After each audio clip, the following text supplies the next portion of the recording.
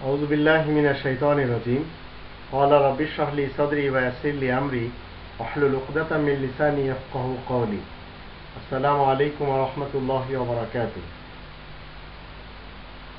এই পৃথিবীতে হাজার হাজার বছর ধরে যে যুদ্ধ চলে আসছে, যারা যুদ্ধ করেছে, ইতিহাসের পাতায় যাদেরকে যোদ্ধা হিসাবে চিহ্নিত করা হচ্ছে, যাদের ইতিহাস, যুদ্ধের ইতিহাস, এদের কোরআনের দৃষ্টিতে সঠিক পরিচয় কি? এদের কি কেউ মুসলিম ছিলেন? আর মুসলিমদের জন্য কি ধর্মযুদ্ধ রয়েছে? কোরআনের দৃষ্টিতে ৫ নম্বর সূরা আল মাইদা এর ৬৪তম আয়াতের দৃষ্টিতে এরা সবাই যারা এই পৃথিবীতে যুদ্ধ করে, যুদ্ধ বাধায়, যুদ্ধের সাথে সম্পর্ক রাখে, মানুষকে বধ করার জন্য যারা এইসব চালবাজি করে, এরা সবাই ইহুদি।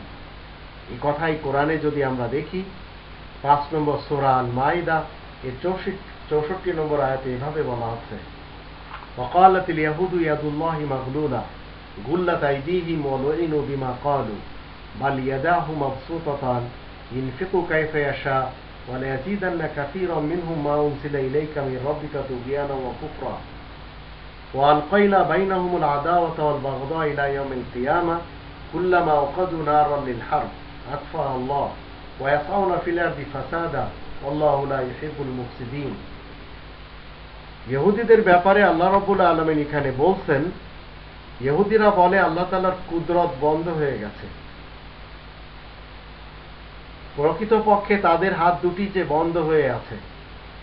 আল্লাহ তাআলার কুদরত তো কখনো বন্ধ হবারই না, কারণ তিনি সৃষ্টিকর্তা, আর সৃষ্টি জীব থেকে তিনি কখনো একটি মুহূর্তের জন্য তিনি গাফিল নন।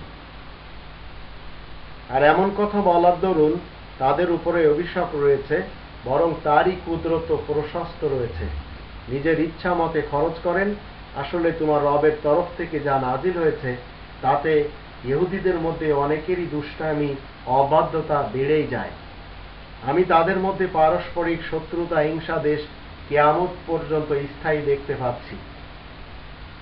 ইহুদিরা এই পৃথিবীতে এমন একটি জাতি যারা অহংকার করে এবং তারা শত্রুতা করে, হিংসা করে। এই ইহুদিরা যখনই যুদ্ধের আগুন জ্বালায়, আল্লাহ তা আস্তে নিভিয়ে দেন। এরা তো দুনিয়ার বুকে অশান্তি, গোলযোগের জন্যই সচেষ্ট রয়েছে। আল্লাহ তো গোলযোগ সৃষ্টিকারীদেরকে মোটেই পছন্দ করেন না। তো এই পৃথিবীতে হাজার বছরের ইতিহাস বলেন, লক্ষ বছরের ইতিহাস বলেন, কোটি বছরের ইতিহাস বলেন, যখন যখন যে যে স্থানে যুদ্ধ হয়েছে, এই যুদ্ধগুলো মূলত ইহুদিদের পক্ষ থেকে হয়েছে। আজও আমরা দেখছি ইসরায়েলের পক্ষ থেকে যুদ্ধ হচ্ছে, ফিলিস্তিনিদের উপরে নির্যাতন, নিপীড়নের যুদ্ধ। আর যখন একটু আল্লাহ থামিয়ে দেন, আবার এরা শুরু করে। আর এদের চেলারা পুরা বিশ্বে এই যুদ্ধ বাঁধানোর জন্য, যুদ্ধ করার জন্য সচেষ্ট রয়েছে।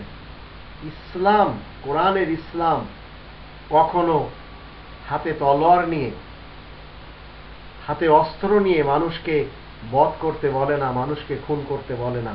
এই ধরনের যুদ্ধ না রাসূল করেছেন কখনো, আর না সাহাবারা করেছেন। কিন্তু ইহুদি এবং খ্রিস্টান আর মুনাফিকিন যে ইতিহাস লেখক ছিল, তাদের পক্ষ থেকে লেখা হয়েছে রাসূল যুদ্ধ করেছেন।